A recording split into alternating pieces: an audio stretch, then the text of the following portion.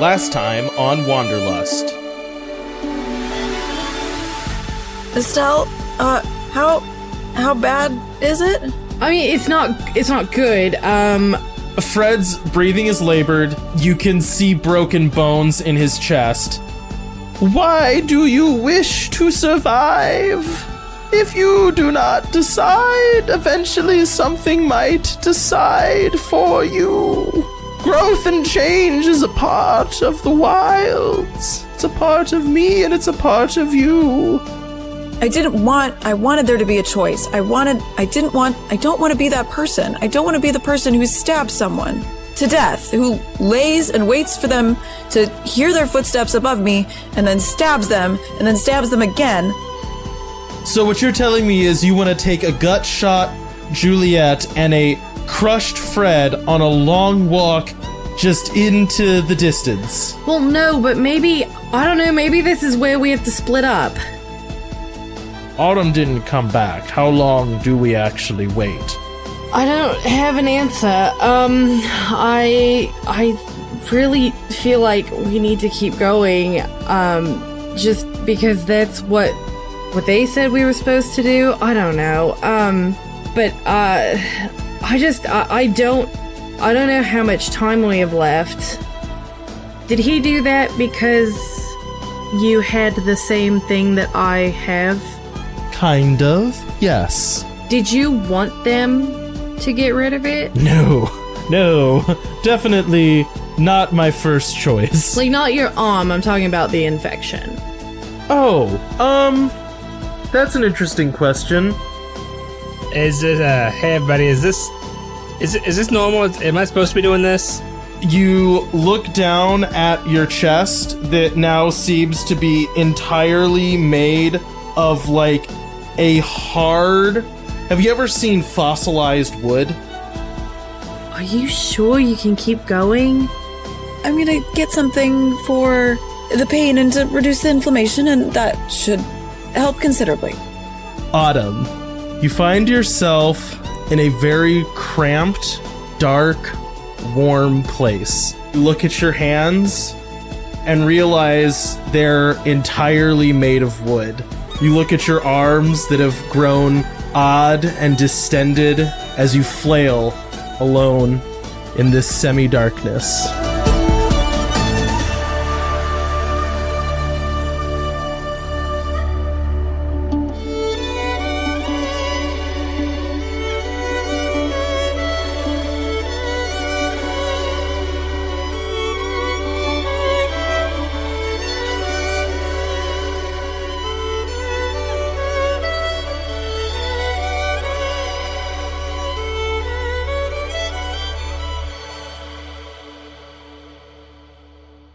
All of you wake up the next morning after you have your... Why are you giving me a look, Mandy? We were already walking. Were you already walking? We were already walking. Were we? Yeah. Yeah. Dang it! I thought we just, because I was gonna get my thing. Well, we were just starting. I had left like an arrow. Oh, you did. You left an arrow. That's true. We did the night. You're right. So we could walk towards a bunch of trees and you could get the idea, Juliet, if that. I think I need it before I start. Like, I cannot put a backpack on in my state. Well, then we discover that as we start walking. Okay. That's fine. That's fine. No, I'll redo that intro. Sorry, I apologize. Continuity. Sorry. Hey, look, Mandy gets to be our lore keeper, That's why she doesn't get almost killed all the time. So we're going to pick back up with all of you about to head off. I think where we left our last episode, you guys had just packed up and are beginning to walk west towards, what was it? The Long Walk, I believe is what it's called. East? Was it east or west? It was east, I thought. Okay, votes are east. It's going to be east now. Let Cannon say forever. You start heading east. Does anyone want to do anything before you guys really start to set off in earnest and we make some rolls to see how navigating across the tundra goes?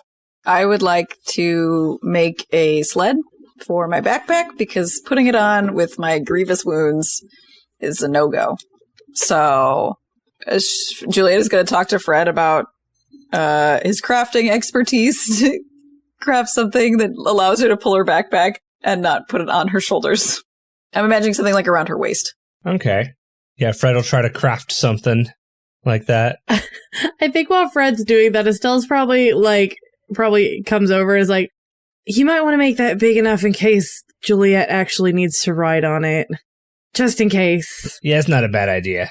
So I'm imagining something like, almost like a little wagon, but with like runners on it. Yeah. So it's got like, it's like basically a sled, but it's got sides. Well, yeah, so it doesn't just fall off. Yep. Gotcha. This is going to be a similar thing where we might montage more of this than we have in the past when it comes to traveling for reasons that will become apparent, if that is cool with all of you. Yep. That is a 5 for the crafting. Cool. So with a 5 for crafting, the big advantage here is that you're able to find the pieces that you need. Currently, you're in a very snowy area with lots of like low bushes and shrubbers? Oh my gosh. Shrubbery. So you're able to find some flexible but not overly weak branches that you're able to lash together, maybe make some rope out of bark. And yeah, you make it big enough for a backpack, then you're like, we're just gonna make this a bit extra too, cause why not? And, you make a harness that's affixable to a variety of things. Like, definitely, if Juliet wants to pull it, she can, but Guffy probably could pull it too, if need be. There's options here. Do you hook it up to the builder beetles? Do we I don't think we have them. The builder beetles that no one can control. They'll probably follow you guys. They wouldn't, actually. They're just going to sit there and be eaten. Well, I mean, maybe if they don't have anything else to do. Yeah, they wouldn't do anything. They would just sit there. All right. Anything else that anyone wants to do as you're kind of beginning your trek across the snow towards the east? I am good. Can't think of anything specific. Okie doke. All right, everyone make me some kind of navigating the wilds roll. Would tracking work for this situation or no? Tracking would work great for that. All right, going in order. Juliet. 4. Estelle. +1. Hector. 4. And Fred. -1. All right. So. Fred is very distracted, poking his own chest to see what he can do with it. Right. Yeah, I would say Fred at this point, it's you're kind of having trouble remembering some of those skills that you used to get yourself to a place, just things that should be obvious to you. It seems like you it takes a minute to remember obvious warning signs maybe, or little tricks that you've picked up from walking in the forest before. Those seem to just kind of be fuzzy. As you're not in pain, you're not uncomfortable, but it's just this. You just have trouble remembering certain things as you're going through this. The trek east is long, and it is very dull in a way that you are not used to, kind of as things have gone while you've been in the wilds. Typically, you are either encountering odd animals or seeing beautiful vistas as you walk. In this case, you are walking across a very bleak, low-forested, snowy tundra. It is unpleasant and cold. The walk is unbroken and monotonous as you just trek further and further and further across this forever tundra, right? Juliet, by the way, make me some kind of constitution check. I have athletics. That's probably the best I have. That works, yeah, that's fine. That's a 4. That's incredible. Okay. So you're doing mostly all right. The sled helps a lot. Yeah, right? And honestly, I should give you, shift for using the sled and not, disturbing my clavicle. Yeah. Yeah, not just further destroying your body as you try to tug around your gigantic backpack.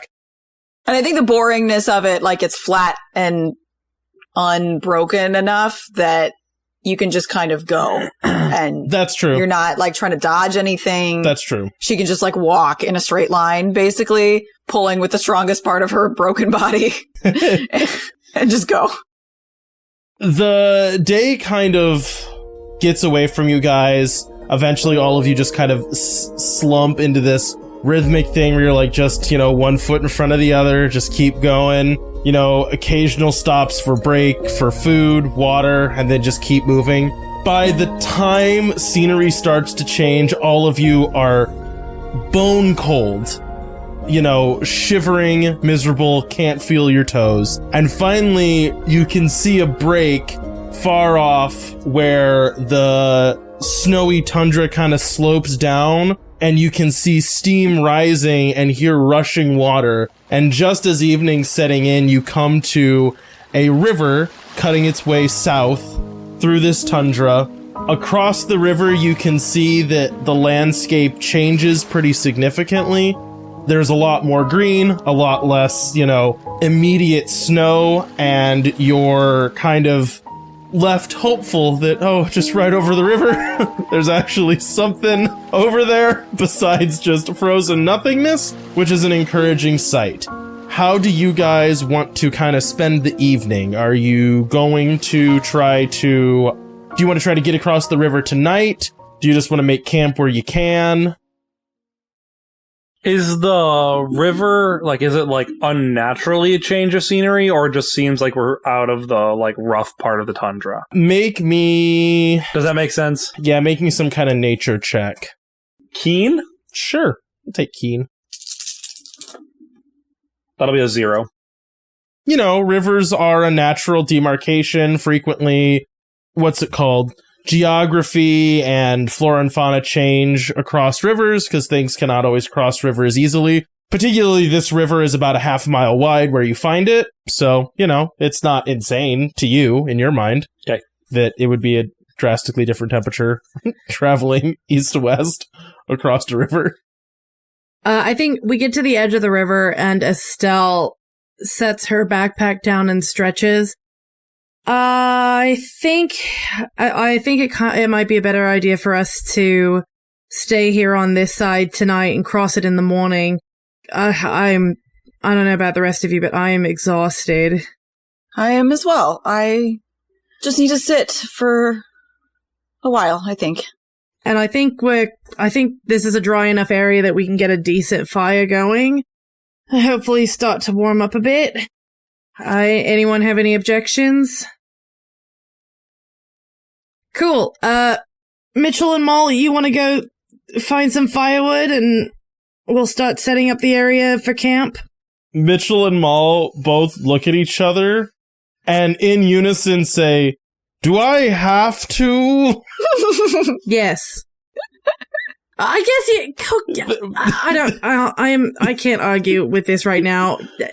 You can go separate ways if you have to. Just somebody go find sticks. They both leave, and as you see them leave, you see Moll shove Mitchell into a bush, and then Mitchell try to trip Moll as she's walking. How do they have the energy for this? That's more incredible to me. Right. Spite is a powerful motivator. Estelle wants to do a check on Juliet to see how she's holding up and see if all of the movement has hurt her anymore or if she's holding up okay. Yeah, go ahead and make a check.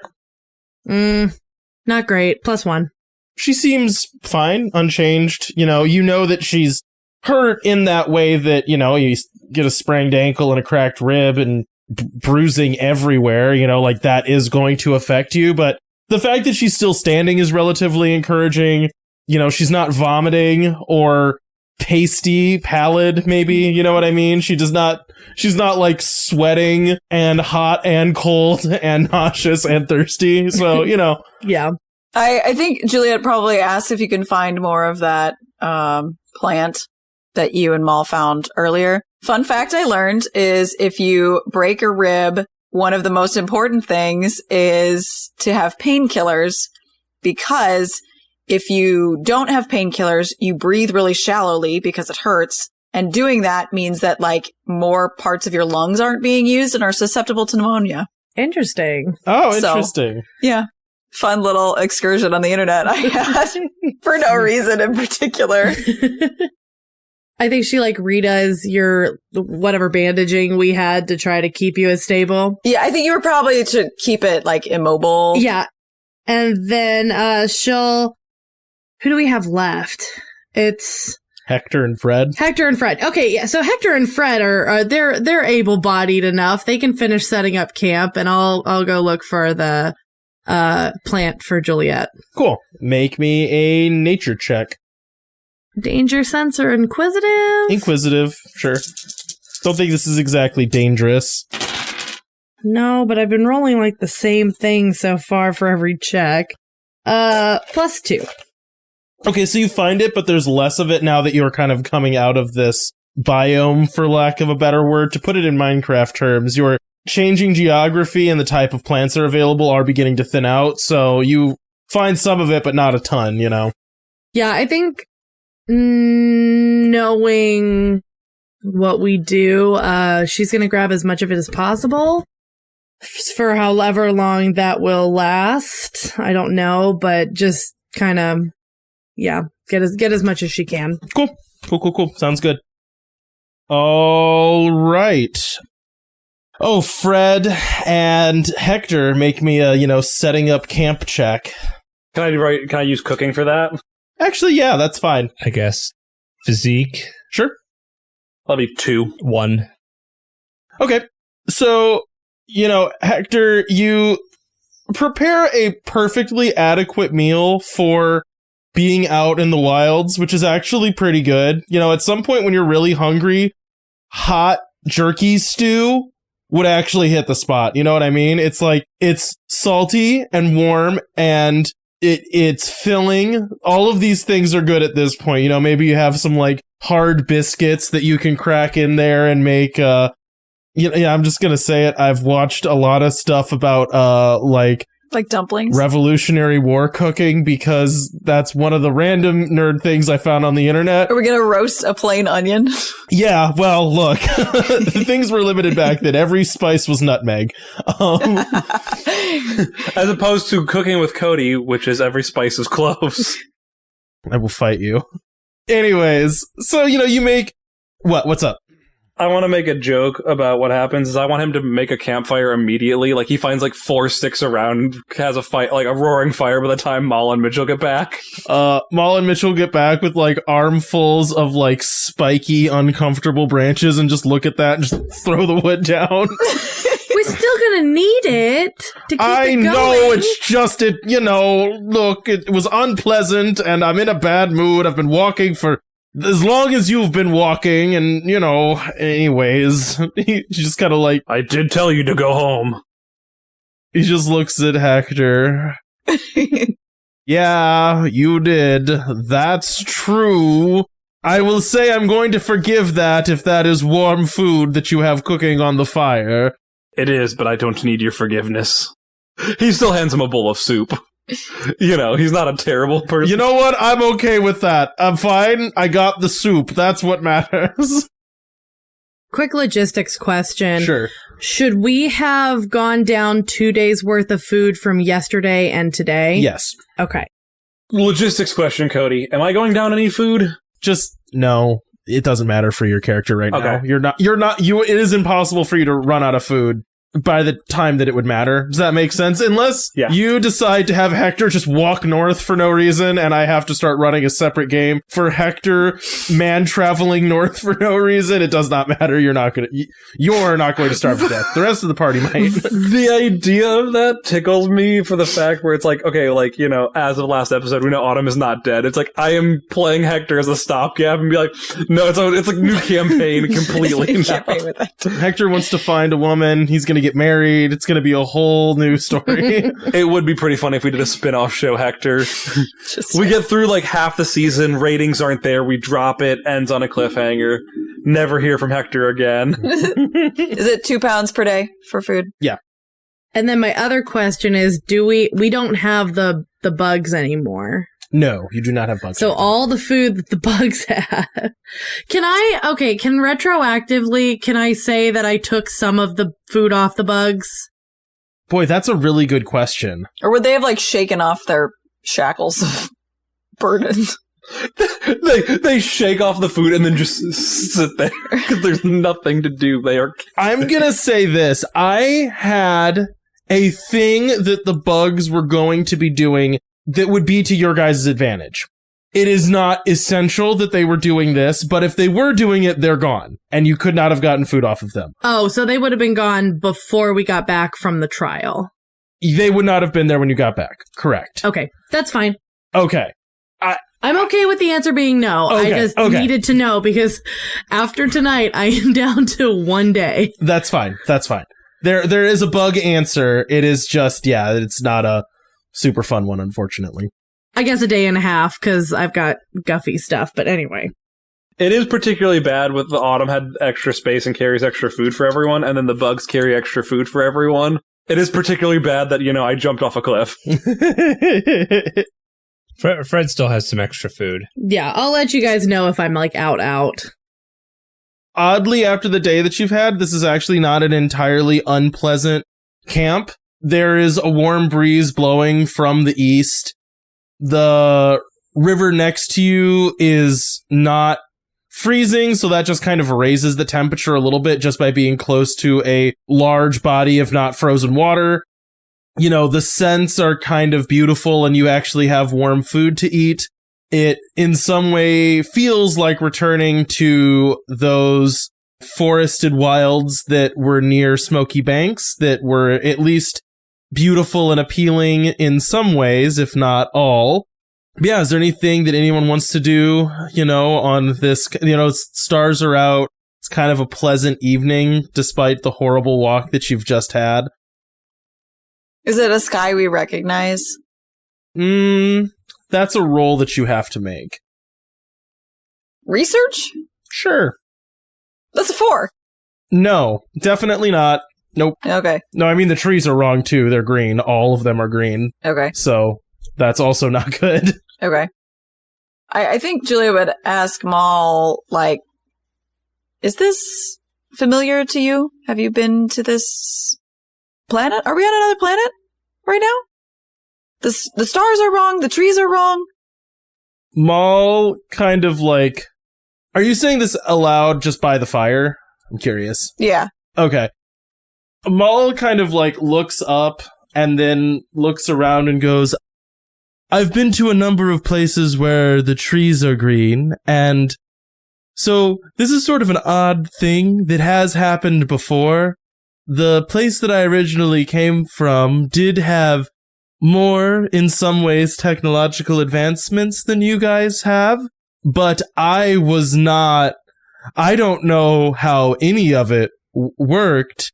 And people ask me that somewhat frequently, oh, do you know, how does this device work? And I have no idea. I was not much into stars, so I actually don't know if the stars look normal or not. The trees look different from the way they were where I was from. How do they look for Hector? The trees.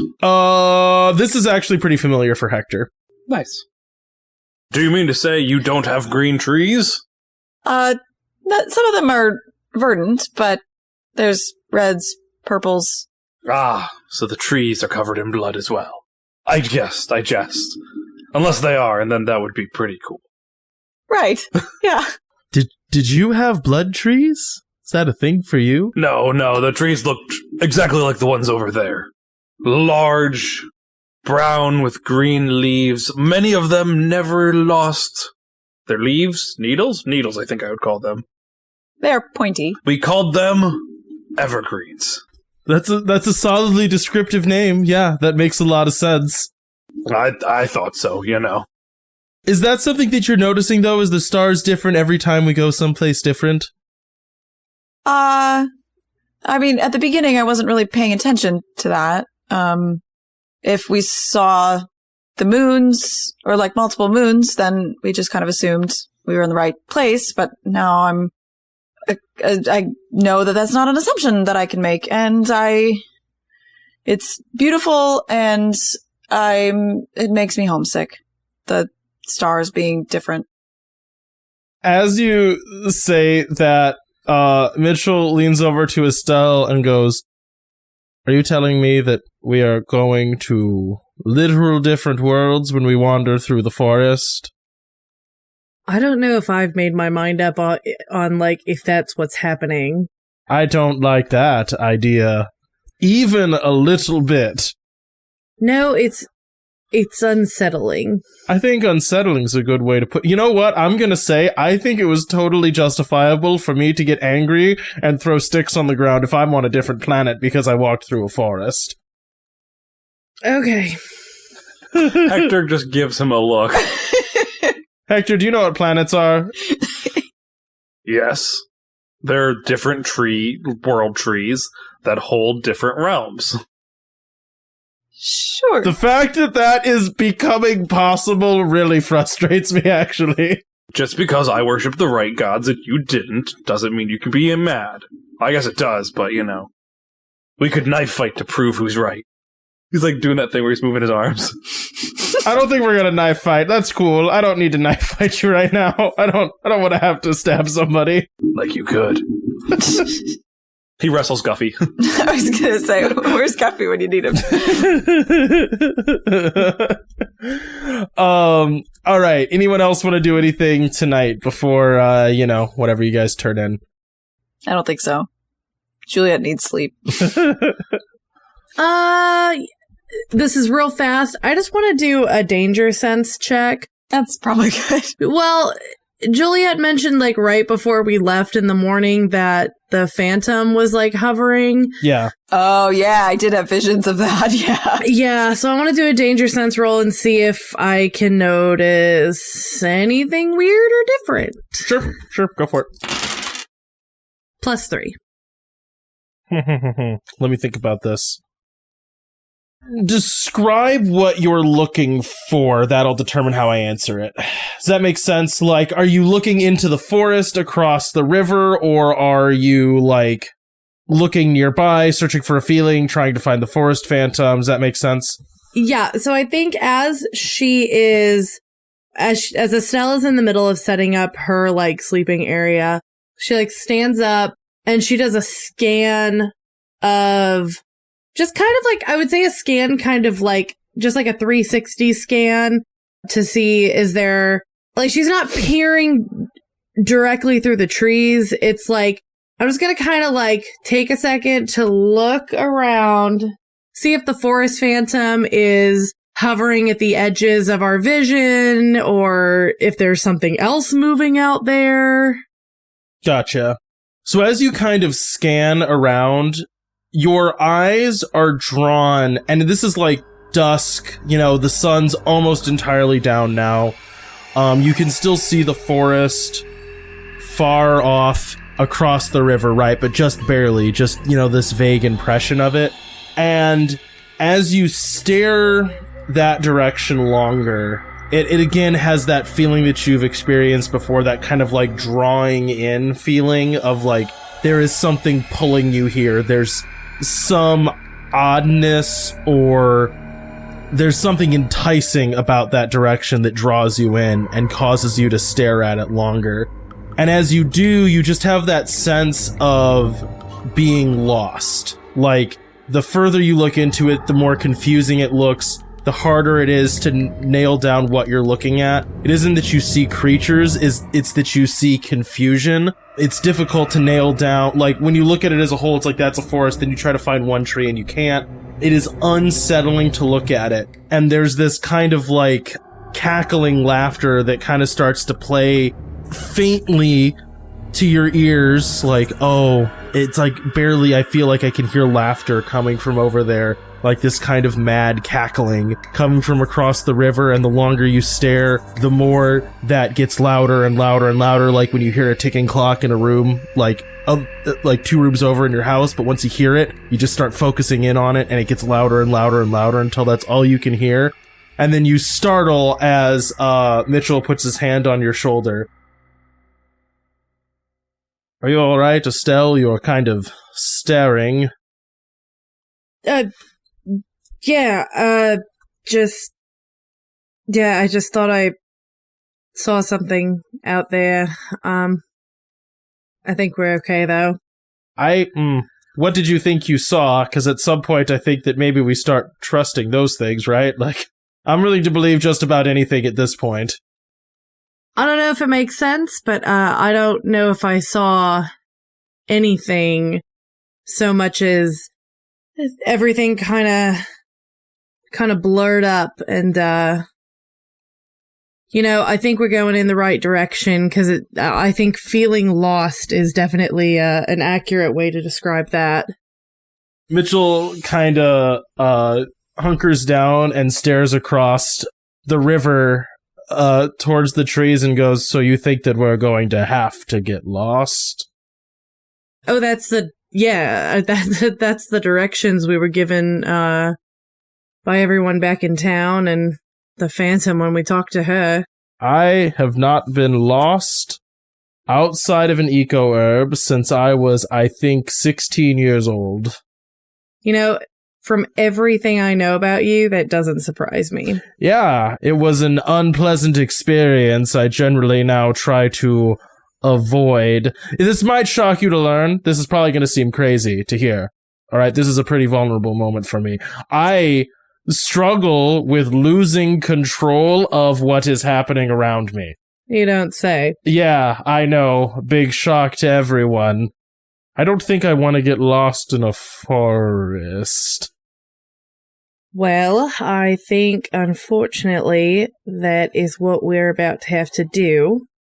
So, if it's uncomfortable enough for you, you can always head back. The rest of us are still going.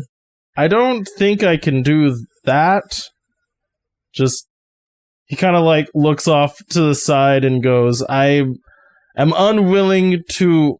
I can accept that things can happen outside of my control. I am unwilling to accept that I didn't do everything I could do to control them. Does that make sense? It does. If I'm out here and something terrible happens, like with Autumn, well, not everything can be helped, but I was here and I did everything I could do. If I go back to Smokey Banks and none of you ever come back, I certainly didn't do everything I could do. I get that. But coming out into the wilds in general is not a particularly, well, I don't know. I guess for me, it kind of is I always generally feel okay out here getting lost. But I think there are parts of being out here that aren't supposed to be pleasant and make you feel uncomfortable. I think he just kind of sits down and just kind of, again, just stares off again. I think maybe I need that. I think that I've maybe gotten complacent with trying to avoid looking at what's out here. She puts her hand on his shoulder. I don't think it was a bad strategy, but I don't think it's the one that's working right now with what out here is. Yeah, it doesn't seem to be working for Smokey Banks anymore to pretend like we're not sitting on apparently the edge of a different world with people from different worlds all around us somehow, and a forest that seems to change and follow no sensible rules that I can think of. So, yeah, I think you're right. And he holds your hand on his shoulder, goes, I really don't know how you do this as often as you do this, but I'm glad that you do. I don't know either, but we're gonna get through it. He leans into your shoulder and goes, I'm pretty confident you will, yes. Meanwhile, Fred, what are you doing right now? I think Fred is just kind of chilling by the fire. It's been quite a couple days, and he's kind of still testing out his new ab muscles. Petrified wood. Yeah, I guess one thing he wants to check is it flexible? Like, can he bend, or is it rigid? It is more rigid, but not totally. So you're not walking around like when you see like a bodybuilder that gets way too built and they can't touch their own back anymore. You're not like that level of inflexible, but it is different for sure, but not necessarily uncomfortable or really even encumbering. It's just you can tell that you are more rigid than you used to be. Okay. Maul comes over and sits down, kind of like just staring at you as you sort of like wiggle and flex. You seem to be taking that pretty well. Well, the way I see it, it saved my life. I don't think I would have been alive if whatever this is hadn't fixed me. I mean, that's kind of true, but like, is maybe another way to put it that you'd be dead if you didn't have a tree trunk torso? Isn't that what I just said? We said you're alive because of it. He's saying you'd be dead without it is a different thing. You know what I mean? Yeah, you're saying you lived because of it. She's saying you'll die without it now.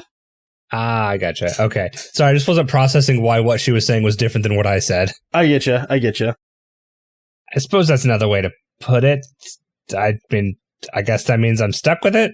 I don't know, like, my experience with this when I started to exhibit some changes was I had an arm and a leg removed, so, you know, I didn't really get to see what that finally looked like. Does that make sense? Yeah, I think I understand. You didn't really get the experience of it. It was a different experience for you. Right, yeah.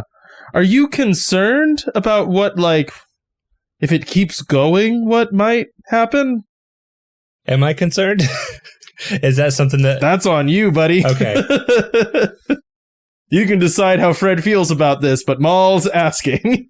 Okay. I wasn't sure if that was one of the things in my altered state, my memory changes, whatever. No, you're just having trouble remembering certain things, yeah. I'd be lying if I said there wasn't some concerning signs. I'm having a hard time remembering certain things, like about like the past. I don't know. It's just like everything's a little foggy. Maul kind of stares at the fire and goes, I have no idea how old I am. So the thing about going different places is, different calendars. So whatever my birthday was, at some point I was no longer tracking that, and it's been a not insignificant portion of my life now that I haven't been. I think certainly now at this point there are lots of parts of my life that have become fuzzy. I think what's odd for me now is trying to figure out why I might stay a place, right? Like, I decided to stick around Smokey Banks because it's the only place that I've remembered feeling safe in quite a while.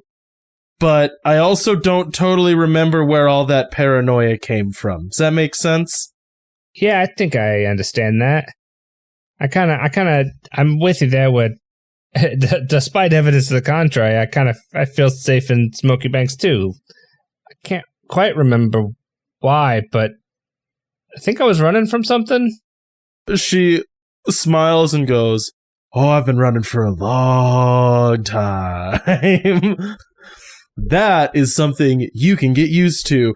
I think Smokey Banks might be kind of your world's end of the line kind of thing. You know what I mean? Well, literally it is at the end of a line, but you know what I mean? Like, you run out of places to run, you end up in Smokey Banks. Yeah, it is kind of in the middle of nowhere, huh? Little bit. I think that might be how we ended up out here. Maul stands up and looks at you with kind of like a little bit of a sad look and goes, I don't think that I can surgically remove your entire midsection, but I do know a little bit about what's going on with what you're dealing with, even if I didn't experience it as fully as you seem to be at the moment. But I know about running, and I know about being changed by the places we go, so if you ever want to talk about that, I have some experience with it. And she kind of like dusts herself off and goes and crawls into her tent. Anyone else doing anything this evening? I don't think so. Cool. You all sleep the night away. I imagine you're taking some kind of shifts watching. There is very little. It's very quiet, except for maybe very faintly, you can all sometimes hear the sound of cackling from the forest. All right, we wake up the next morning. It's a crisp Cold, but not bitterly snowy morning with the sun reflecting on the snow. It's kind of dazzling, and it's kind of like you have to squint to look around because it's so bright. There is a river, like I said, almost half a mile wide. On the other side of it is a forest. How y'all getting across that river? How wide is it? Almost half a mile. It's very wide. Is it as wide as like the first river we crossed, or do you remember that? Yeah. Back with Bug City? No. The earlier in this journey. It's actually a little bit wider based on the map. Okay. It is. It takes up the vast majority of 1 hex, which is a mile. So It's a very wide river. Ooh. Okay. This is like basically a flowing lake. And it's still very cold. It's cold out. Yeah, I mean, the ambient temperature is very cold. Yeah. I think swimming the river would probably, that would be a bold choice. You'd be making some checks to not, like, I know there's weirdos that do that, but, I think that requires like some kind of bodily training to not go into shock when you do a plunge into that cold of water for that long. Estelle looks over at Fred. All right, I think we're building something, whether we're doing a boat or I don't know, how tall are these trees? You think we can make like a bridge? I think it might be a bit far for a bridge. It's, what, half a mile across? We have experience making a boat, or at least Fred does. So, boat volume 2? We'll help you get it all together if you can actually craft it. So I guess Fred attempts to make a boat, raft, something. Roll me some crafting checks. Can we help in any way? Yeah, but it will be limited to how much, but yes. Okay, so remind me exactly what fate points, what you can do if you spend a fate point. You can re-roll or add 2. Or you use them, I believe, to activate feats. To add 2, you need to have an aspect, right? You need to have something to invoke. I do not believe that is how that. Well, hang on one second. Or am I mixing up games? No. Okay, yes, you're kind of right. Yeah, if you have an aspect, you can invoke it. You get 1 free invoke if you make an aspect, and so that's how you add +2. I'm sorry, you're right. So you'd have to make an aspect and then invoke it for +2. Yeah, and making the aspect and using it once is free. Or you can spend a fate point to reroll dice. That's what it is. I think I might. How many fate points do I have? You have 2 right now. I think I am going to use 1 because I did not roll particularly well.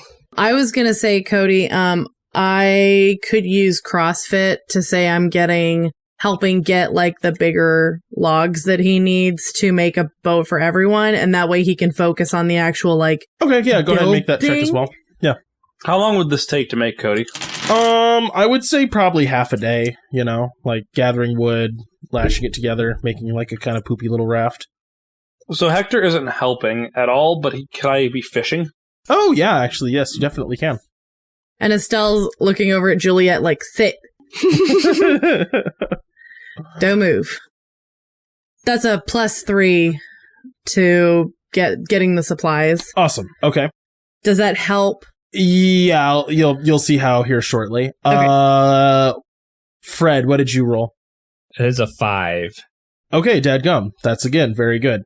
Yeah, I mean that's with me rolling a plus. That's me with a 0.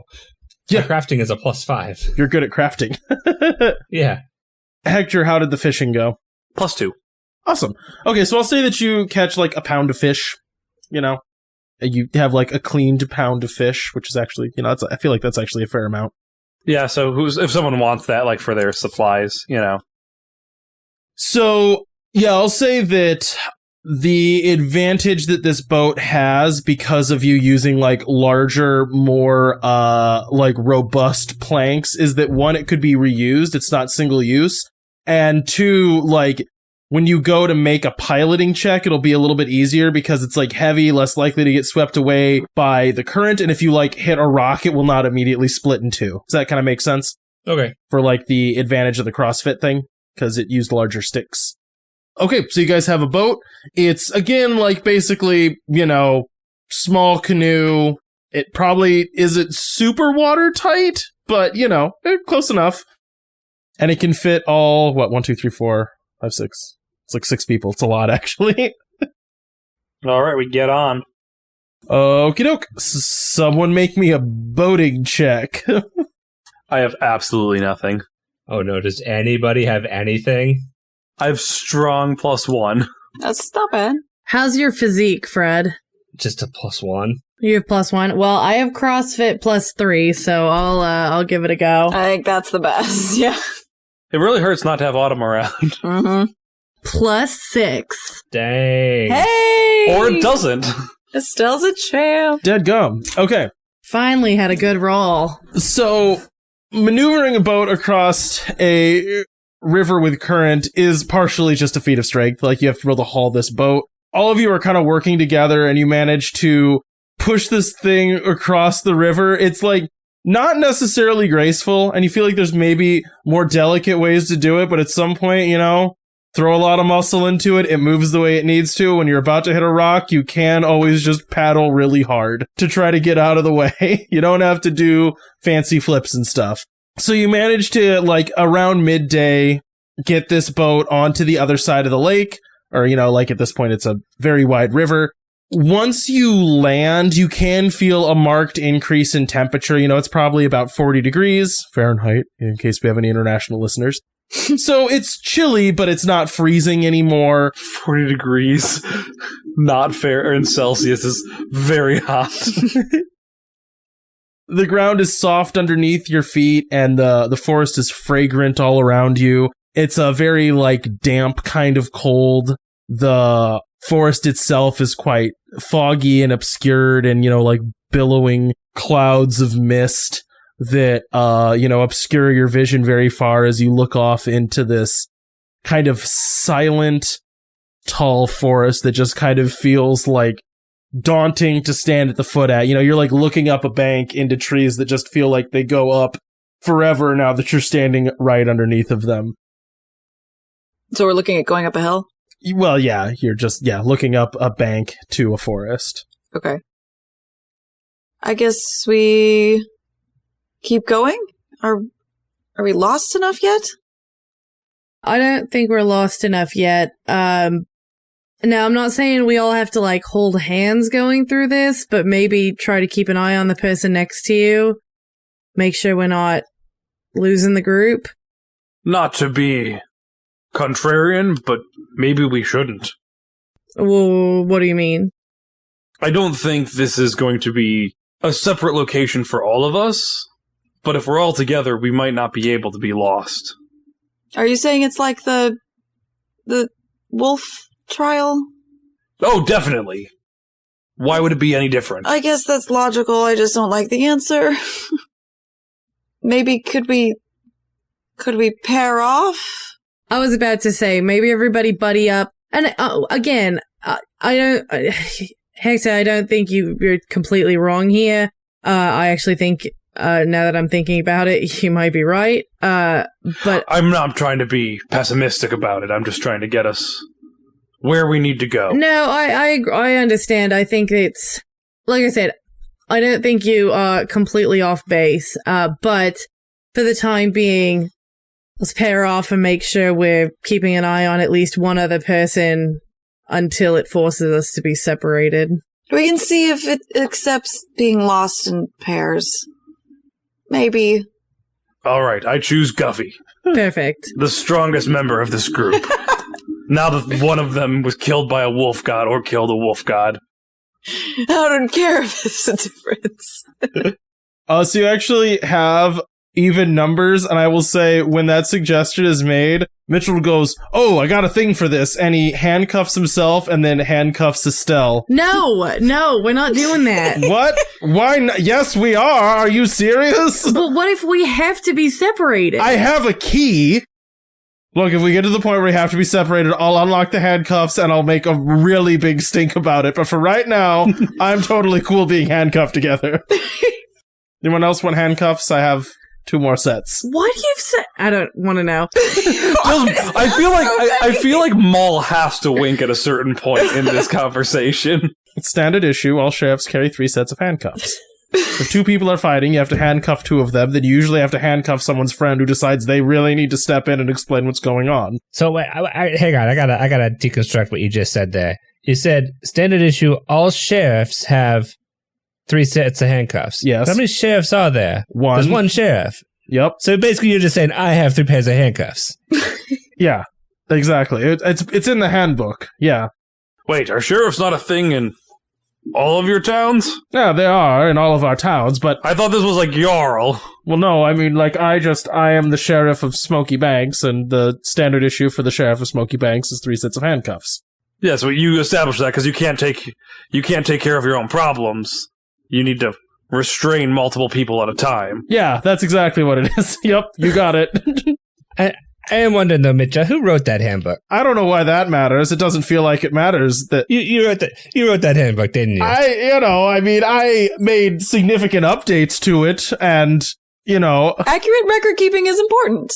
I support that, Mitchell. exactly. It was maybe like guidelines before that were scribbled down by my predecessor, and I formalized it. And Okay, so 2 of us have paired off.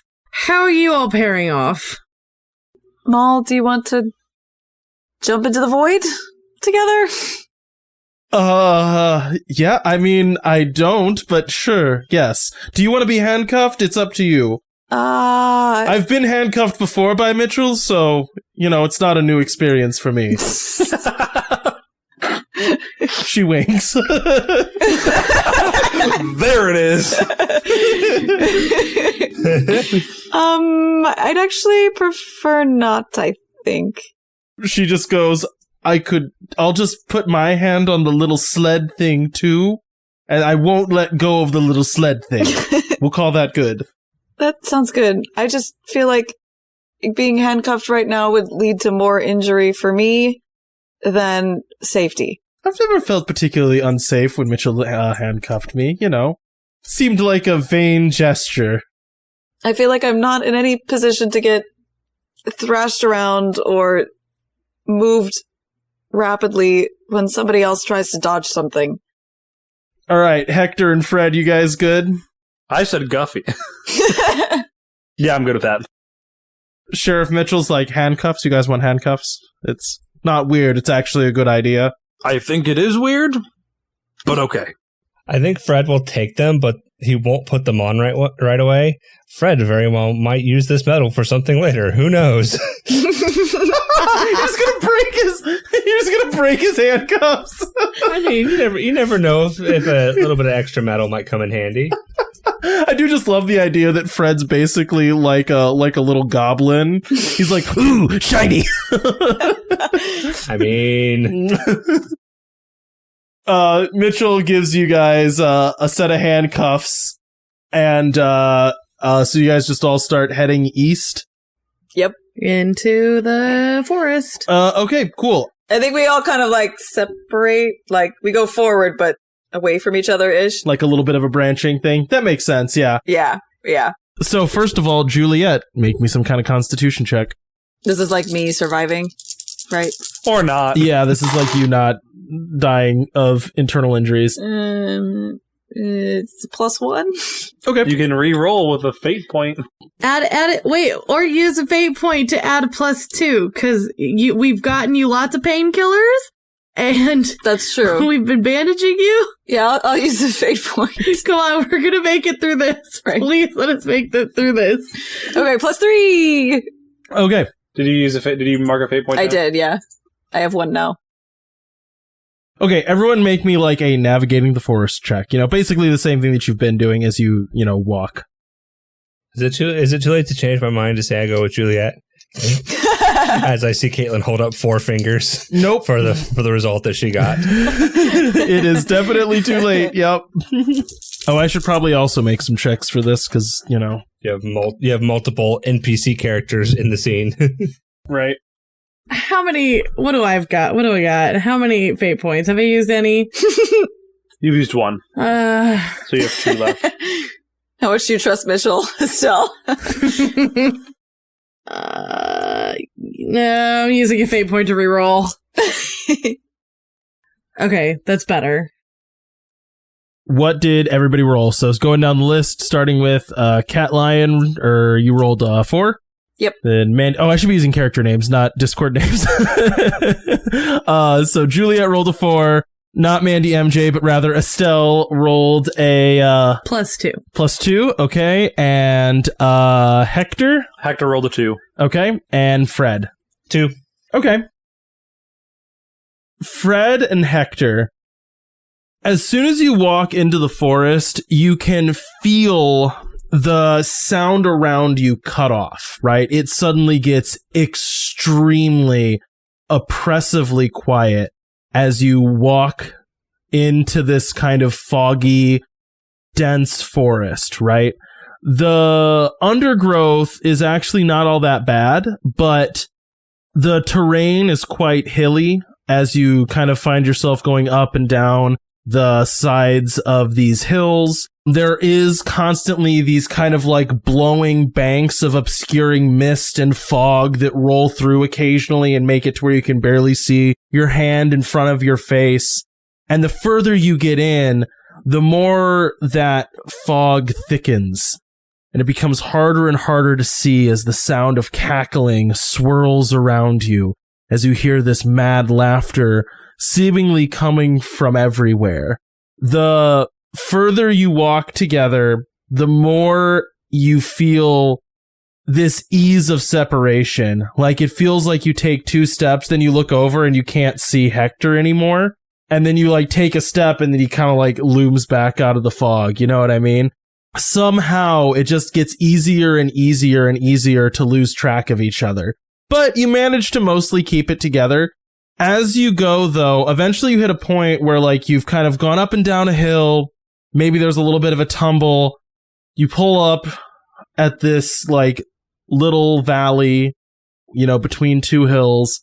You look all around. There's just dense fog. You can't see the sky, and you have no idea what direction east is. What do you do? I think Hector keeps walking. Is that just, like, picking a rando direction and just keep going? Yep. All right, Fred, what do you do? We're still together at this point, or are we separate now? You'd be together at this point. Yeah, I think Fred would just try to follow Hector. Okay, in that case, Hector, make me basically what is a straight luck roll. Oof. -2. Okay, you just start walking. That laughter gets louder and louder and louder. You can't seem to find your way out of these deep valleys that have been cut into the floor of the forest. Eventually, it gets to the point where you don't even think you could scale the walls of this valley anymore. You know, you just kind of chose the path of least resistance, followed along this, cleft in this valley. There's water running beside you in this little valley, so clearly coming from a direction that you're just following.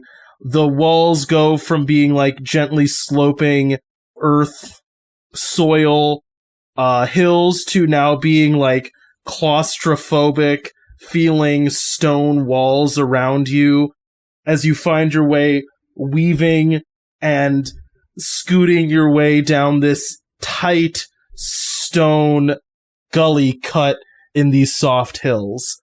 What do you do? What are you feeling, Vinny? Well, the whole point was to get lost, right? That's kind of my thinking, but also, like, I don't want to be, like, dragging Fred into a dangerous situation that you don't want Fred to be in. If Fred was just like, nope, this is where we stop. But if you're cool with that, I think we just keep going, because the point is to get lost, so let's get lost. As you keep pressing on, eventually the stone chasm widens a little.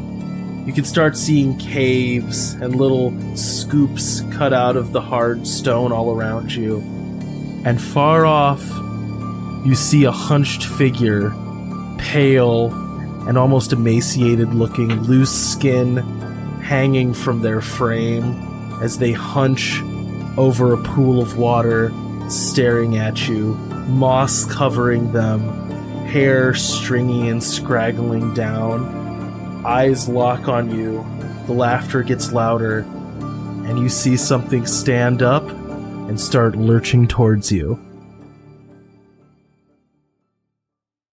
Cutting over to Estelle and Mitchell.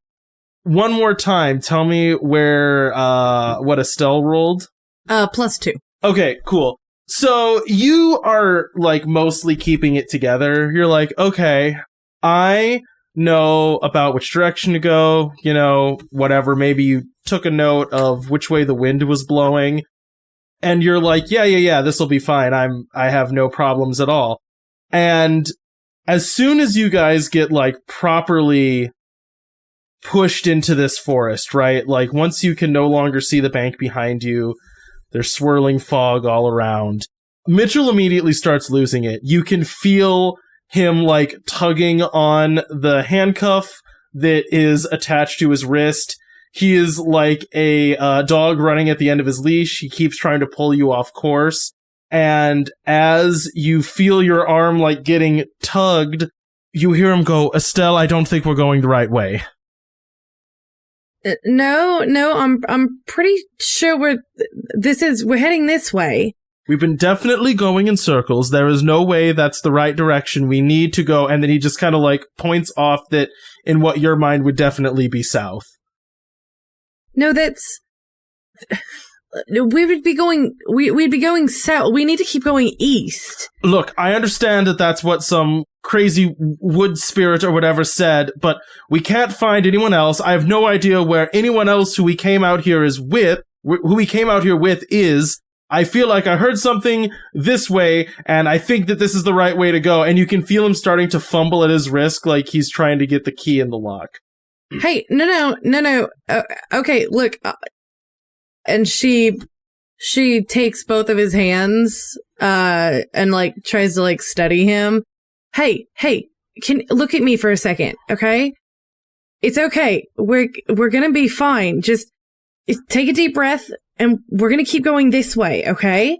He takes a deep breath and then looks at you and goes, look, I understand that you've gotten quite comfortable with just making things up constantly as you go, but that doesn't mean that you're always right. And in this case, it's definitely not the right way anymore. How certain am I that I'm going the right way? You are, in your mind, 100% certain. Now, that doesn't mean necessarily that you're right. I'm not saying as, like, the all-knowing god of this game that you are right. I am saying that Estelle would be very certain that she's going the right direction. Yeah. This seems like Mitchell's freaking out. Yeah. I don't know what you mean by making things up as I go along, but Look, I really feel like I know what I'm talking about here. I've been out here. Can you trust me while we're out here? Make me some kind of convince roll. I don't think I have that. Animal handling.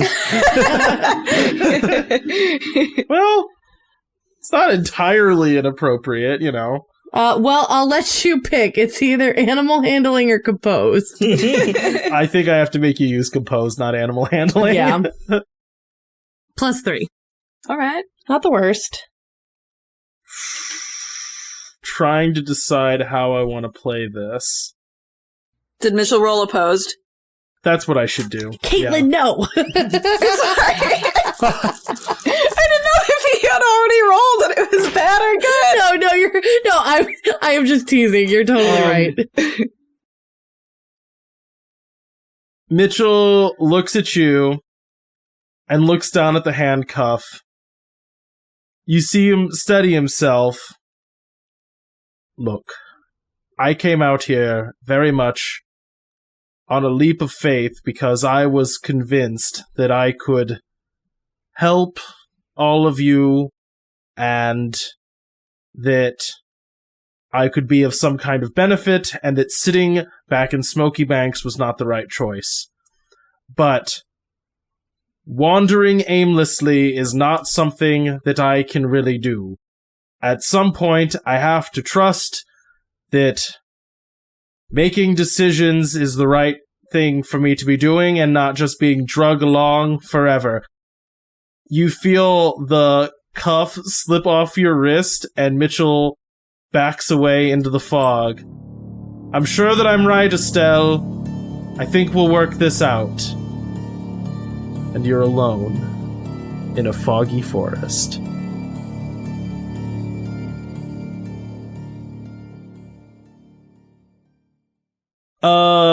Juliet, what did you roll again? 4. Okay.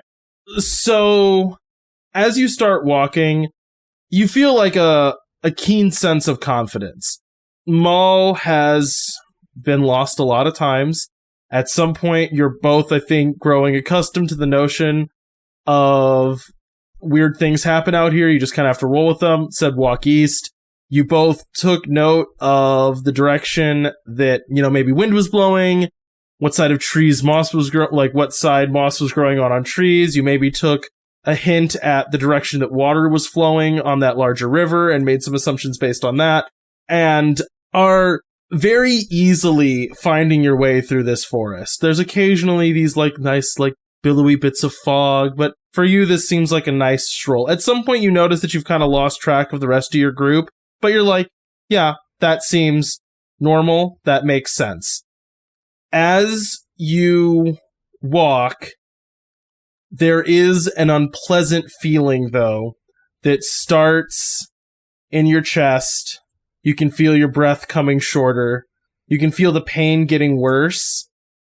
And you start having those episodes again where you kind of phase out, and you can see the forest phantom getting closer and closer every time you kind of fade in and out. You're having those moments of being somewhere else, being a different place, then you kind of snap back in. What does that place look like?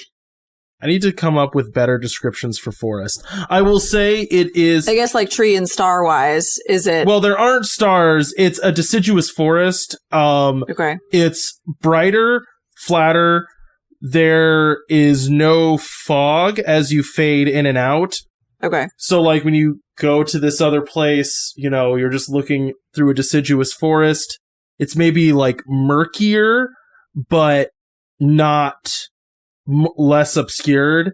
And you can just kind of see, this rustle of leaves and the glowing eyes as the forest phantom is constantly closer every time you kind of fade in and out. Is she, pointing a direction or saying anything different or... No, in this case, she's just getting closer and closer and closer. Okay. Can I do some sort of, investigate to gauge her intentions? Is it a horror movie, if they touch you, you die? Or is it maybe if she gets closer, we'll get there? You can roll an investigation check, yeah. Okay. 2. So the next time you kind of feel yourself fade out, this time you try to be a little bit more intentional about it. You try to be more aware of your surroundings. You try to get better eye contact with the forest phantom. And as you do, you kind of feel yourself solidify in a different place. Oh no. Okay. The forest phantom looks at you, and now instead of being flitting around trees, just walks directly towards you in this dark green forest. You can feel your vision tunneling a little bit as that becomes the center of your focus. This now beautifully smooth, impossible for wood to take this shape, but almost grown-looking creature walking towards you. Her clothes now fine and refined, looking almost royal as she walks through the forest up to you. She doesn't come right up to you, and she isn't sprinting. You don't see aggression on her face. But she stops near you and looks. You are fading, my dear. Fading? What does that mean? It means you are dying. Dying before you can finish your goal. Then help me get to my goal. Are you Are you and the wolf the same? Are you connected? No. She turns her head to the side and looks at you quizzically. I am not the master of anything that walks in this place. Not you, not the wolf, not the forest you are lost in. I am an observer, a watcher. I am invested and interested in how things go for all of you. You said we were interesting to watch. I did. And you were excited to see what we would do. If I'm fading, I need some assistance to continue being interesting to you. Help me get where we're going. She smiles and goes, Your friend was interesting. The one that shoved a wolf off a mountain. That was interesting. And it did cost her dearly. Where is she now? Changing. Is she okay? No, neither are you. Neither are any of you. Then help us get to her. She looks off to the side again and goes, I believe you will find her one way or another. Let me express this to you. It is not for me to help, but I can give advice. Well, what's your advice? You are on the precipice of a change. Some change can be beautiful, and some can be quite awful. I believe your friend may have changed for the worse. We do at some point decide how we grow and how we change. You are on the precipice of becoming something different. I am unsure what that will be, but I am interested to see what becomes of you. You can see a little bit of sadness on her face. I believe this next walk, this long walk, will be painful for you, and I don't believe you will come through it unscorned, but I also believe you are capable. So what's your advice? She again looks down and looks back at you and goes, You are quite clever. You are adept at being out here, at not losing yourself in these trying environs. Stay the course. Trust in your abilities. And be open to being something new. As she says that, she starts to back away and goes, Dying, but not dead yet.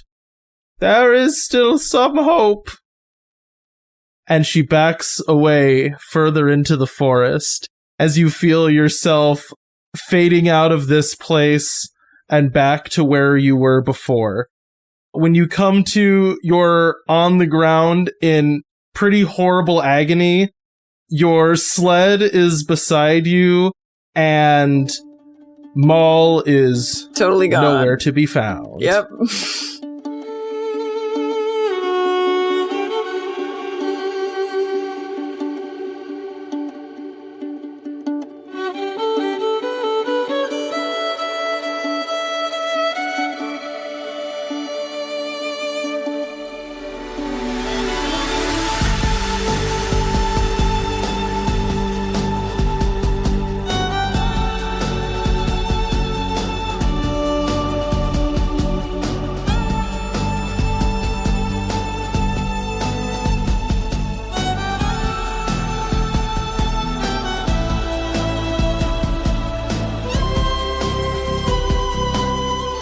Thanks for listening to this episode of Wanderlust.